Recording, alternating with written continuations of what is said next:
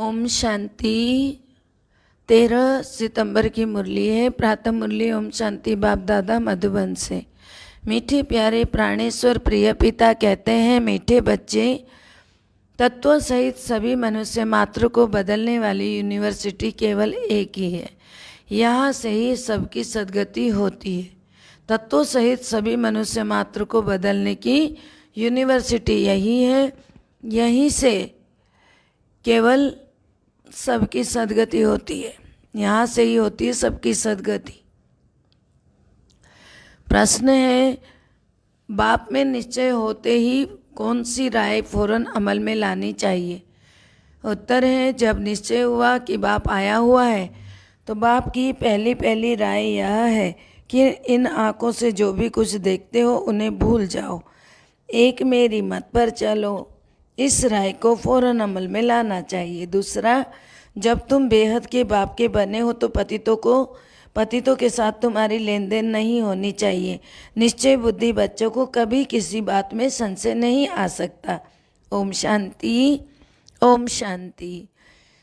यह घर का घर है और यूनिवर्सिटी का यूनिवर्सिटी है। इसको ही गॉड फादरली वर्ल्ड यूनिवर्सिटी कहा जाता है। यह घर का घर भी है। तो बाबा कहते हैं यूनिवर्सिटी का यूनिवर्सिटी भी है, क्योंकि सारी दुनिया के मनुष्य मात्र की सद्गति यही होती है। यही रियल यूनिवर्सिटी है।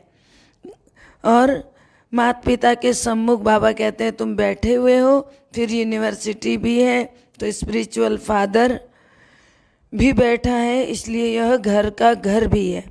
तो बाबा कहते हैं रूहानी नॉलेज है जो रूहानी बाप द्वारा मिलती है। स्पिरिचुअल नॉलेज सिवाय स्पिरिचुअल फादर के और कोई मनुष्य दे नहीं सकते हैं। उनको ही ज्ञान का सागर कहा जाता है और ज्ञान से ही सद्गति होती है। यह बातें बड़ी समझने की हैं। अभी सबकी सद्गति होनी है। पुरानी दुनिया और नई दुनिया में रहने वाले सब चेंज हो जाएंगे। जो कुछ भी यहाँ देखते हो वह सब बदल कर नया होने का है। गाया भी जाता है ना, यहाँ है झूठी माया झूठी काया झूठा सब संसार।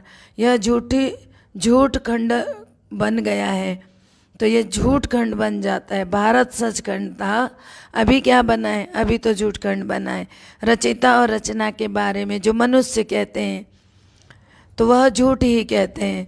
तो अभी तुम बाप के द्वारा जानते हो, भगवान वाचे ना, भगवान एक बाप है ना, वह है निराकार। असल में तो तुम सब आत्माएं निराकार हो, फिर यहाँ साकार रूप लेती हैं। तो वहाँ आकर नहीं, आत्माएं मूल वतन व ब्रह्म महत्व में निवास करती हैं।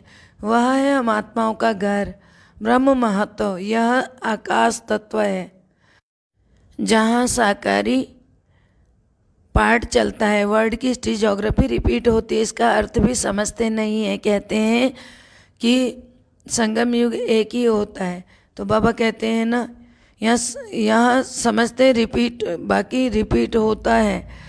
कहते हैं रिपीट होती है। गोल्डन एज, सिल्वर एज, फिर क्या है?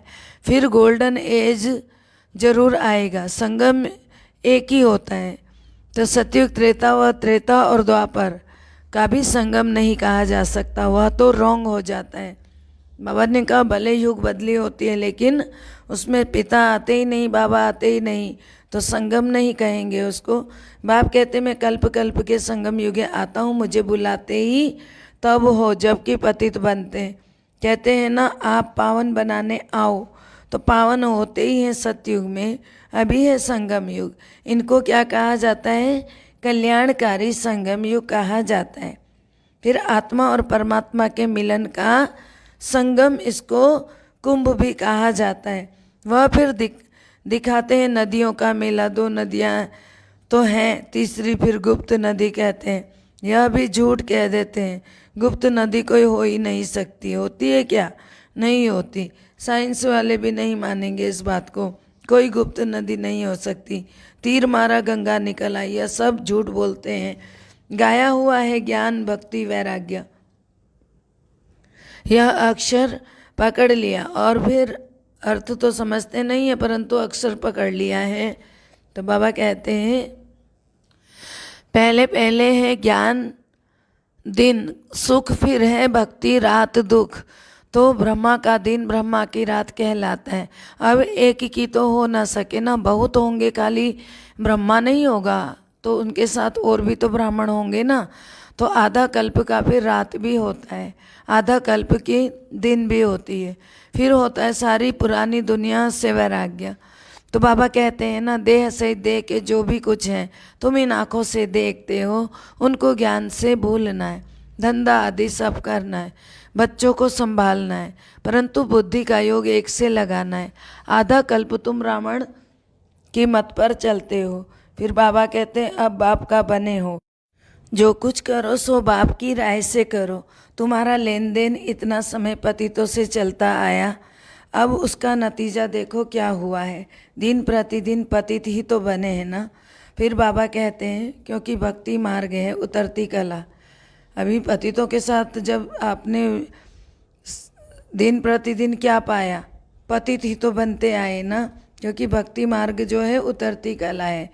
तो उतरती कला का मार्ग है, सतो प्रधान सतो रजो तमो में आना होता है, उतरना ही है, उतरना भी जरूर है, इससे कोई छुड़ा नहीं सके। लक्ष्मी नारायण के भी 84 जन्म बताए हैं। तो बाबा कहते हैं अंग्रेजी के अक्षर बड़े अच्छे हैं, गोल्डन एज सिल्वर एज ऐसे खाद पड़ती जाती है, इस समय आकर आयरन एजेड बने। तो बाबा कहते हैं गोल्डन एज में नई दुनिया थी, नया भारत था, इन लक्ष्मी नारायण का राज्य था। कल की तो बात है ना, शास्त्रों में लिख दिया है लाखों वर्ष। अब बाबा कहते हैं लाखों वर्ष की कोई बात ही नहीं है, तुम्हारे शास्त्र राइट हैं या मैं राइट हूँ। बाबा को कहा जाता है ना वर्ल्ड का almighty authority, world almighty authority. जो वेद शास्त्र बहुत पढ़ते हैं उनको ऑथोरिटी कहा जाता है, परंतु बाप कहते हैं यह सब भक्ति मार्ग की ऑथोरिटी होती है। ज्ञान के लिए तो केवल मेरा गायन करते हैं। कौन कह रहा है? शिव बाबा कह रहे हैं आप ज्ञान के सागर हो, हम नहीं हैं, ऐसा कहते हैं उनको। मनुष्य सब भक्ति के सागर में डूबे हुए, सतयुग में कोई विकार में जाते नहीं हैं। कलयुग में तो देखो मनुष्य आदि मध्य अंत दुखी ही होते रहते हैं। बाबा ने कल्प पहले भी ऐसे समझाया था, अभी फिर समझा रहे हैं। फिर बाबा कहते हैं बच्चे समझते हैं कल्प पहले भी बेहद के बाप से वर्षा लिया था, अब पढ़कर फिर वर्षा पा रहे हैं। बहुत थोड़ा समय है, यह तो विनाश फिर हो जाएंगे, इसलिए बेहद के बाप से पूरा वर्षा लेना चाहिए। वह बाप टीचर गुरु भी है, सुप्रीम फादर सुप्रीम टीचर भी है। वर्ल्ड की हिस्ट्री ज्योग्राफी कैसे रिपीट होती है, सारी नॉलेज देते हैं, यह और कोई समझा ना सके। अभी बच्चे समझते हैं 5000 वर्ष पहले माफिक यह वही गीता का भगवान है। श्री कृष्ण नहीं, मनुष्य को भगवान नहीं कह सकते हैं। तो भगवान तो है ही पुनर्जन्म रहित, इनको दिव्य जन्म का कहते हैं। नहीं तो मैं निराकार बोलूं भी कैसे, मुझे तो जरूर आकर पावन बनाना है, तो युक्ति से बतानी पड़े। फिर बाबा कहते हैं तुम जानते हो महात्मा अमर है, रावण राज्य में तुम सब देह अभिमानी बन पड़े हो। सतयुग में देही अभिमानी होते हैं, बाकी परमात्मा रचता और उनकी रचना को वहाँ भी कोई नहीं जानते। अगर वहाँ भी मालूम हो तो फिर हमको फिर ऐसे गिरना है तो फिर क्या होगा, राजाई की खुशी ही उड़ जाएगी, खुशी खत्म हो जाएगी। इसलिए बाबा कहते हैं कि नॉलेज वहाँ प्रायः, यह जो नॉलेज है वहाँ प्रायः लोप हो जाती है, जबकि तुम्हारी तो सदगति हो जाती है। फिर ज्ञान की दरकार ही नहीं है। फिर बाबा ने बताया कि ज्ञान की दरकार कब होती है, जब दुर्गति होती है। इस समय तो सब दुर्गति में। बाबा कहते हैं सब काम चिता पर बैठ काले बन गए हैं, जल मरे हैं काम चिता पर बैठ करके। बाबा कहते हैं मेरे बच्चे जो आत्माएं शरीर द्वारा आकर पाठ बजाती हैं, वही काम चिता पर बैठकर तमो प्रधान बन पड़ी है। फिर बुलाते भी हैं कि हम पतित बन पड़े हैं। पतित बनते ही हैं काम चिता से, क्रोध व लोभ से पतित नहीं बनते हैं। साधु संत आदि सब है पावन, देवताएं भी पावन हैं, तो पतित मनुष्य जाकर उनको माथा टेकते हैं। गाते भी है ना, आप निर्विकारी हम विकारी, वॉइसलेस वर्ड, विशेष वर्ड गाया जाता है ना। भारती वॉइसलेस वर्ड था, अभी भारती क्या बना है, विशेष वर्ड बना है। भारत के साथ सारा वर्ड ही विशेष है। वॉइसलेस वर्ड में आज से 5000 वर्ष पहले एक ही धर्म था।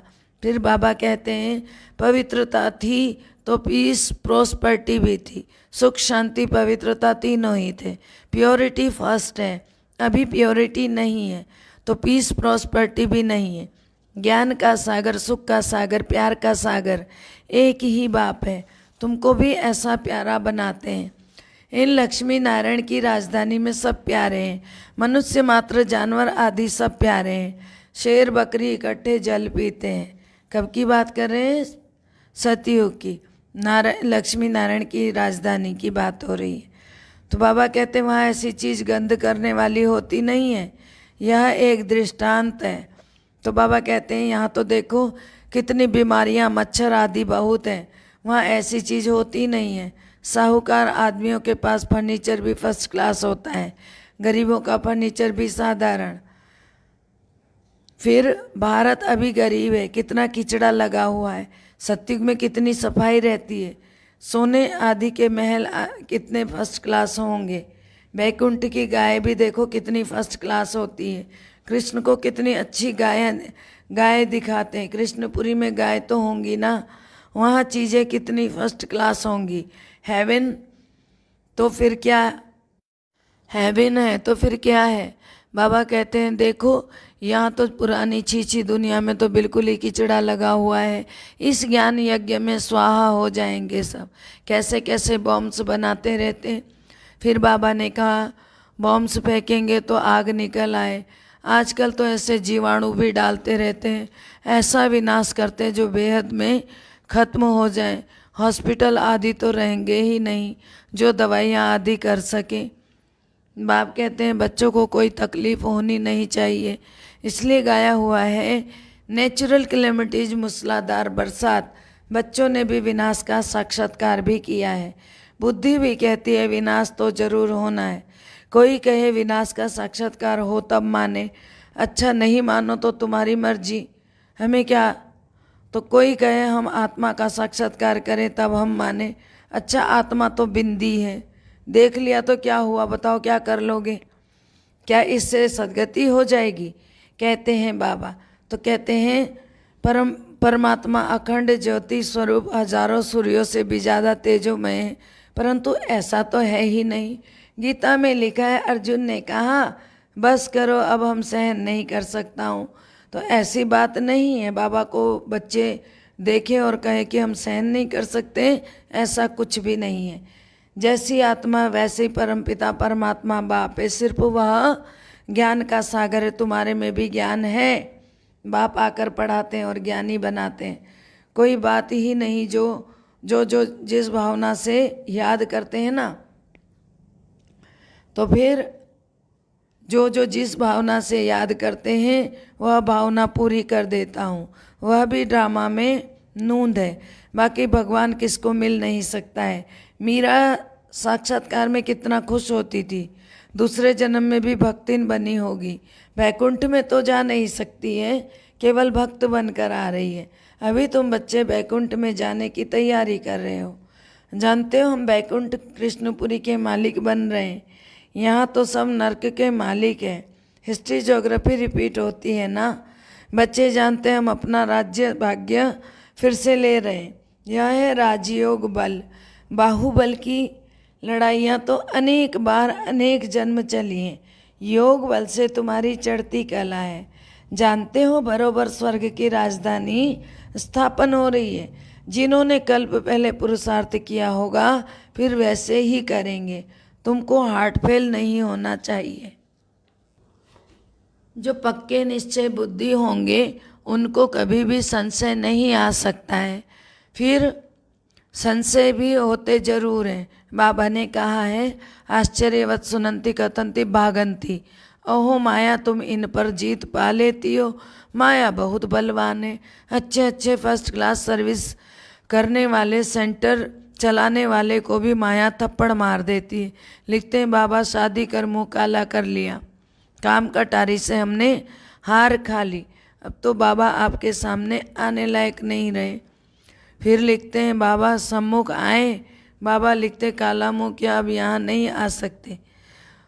तो बाबा ने कहा तुमने जब काला मुँह कर लिया तो अब यहाँ नहीं आ सकते हो, यहाँ आकर क्या करेंगे, फिर भी वहाँ रहकर पुरुषार्थ करो, एक बार गिरा सो गिरा, ऐसे नहीं राजाई पद पा सकेंगे। कहा जाता है ना, चढ़े तो चाके बैकुंठ रस, गिरे तो चकनाचूर, चांडाल हो जाते हैं, हडगुड सब टूट पड़ते हैं, 5 मंजिल से गिरते हैं। फिर कोई कोई सच लिखते हैं, कोई तो सुनाते ही नहीं है। इंद्रप्रस्थ की परियों का भी मिसाल है ना, यह सारे ज्ञान की बातें हैं। फिर बाबा कहते हैं कि इस सभा में कोई पतित को बैठना हुक्म नहीं है, परंतु कोई हालत में बिठाना होता है तो पतित ही तो आएंगे ना। अभी तो देखो कितनी द्रौपदियाँ पुकारती हैं, कहते हैं बाबा हमको नग्न करने से बचाओ। बांधेलियों का भी पाठ चलता है, कामेशु क्रोधेशु होते हैं ना, बाबा कहते हैं बड़ी खिटपिट होती है। फिर बाबा के पास समाचार आते हैं, बेहद का बाप कहते हैं बच्चे इन पर जीत पहनो, पवित्र रहो, मुझे याद करो, मैं गारंटी करता हूँ कि विश्व के मालिक बनोगे तुम तो मुझे याद करोगे। अखबारों में भी खुद डालते हैं कि कोई प्रेरक है जो हमसे यह बॉम्ब शादी बनवाते, इससे अपने ही कुल का नाश होगा।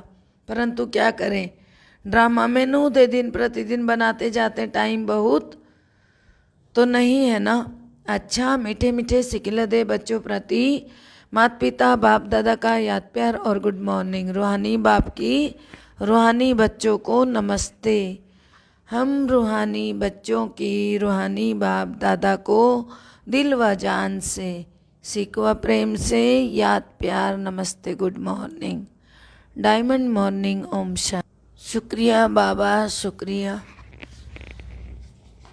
धारणा के लिए मुख्य सार है, पहला है सतयुगी प्यार की राजधानी में चलने के लिए बहुत बहुत प्यारा बनना है।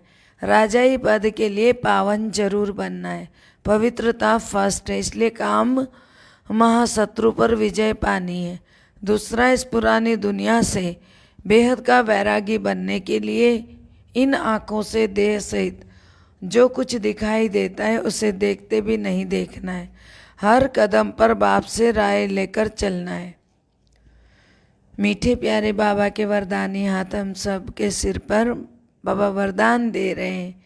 समस्याओं को चढ़ती कला का साधन, अर्थात समस्याओं को चढ़ती कला का साधन अनुभव कर सदा संतुष्ट रहने वाले शक्तिशाली भव।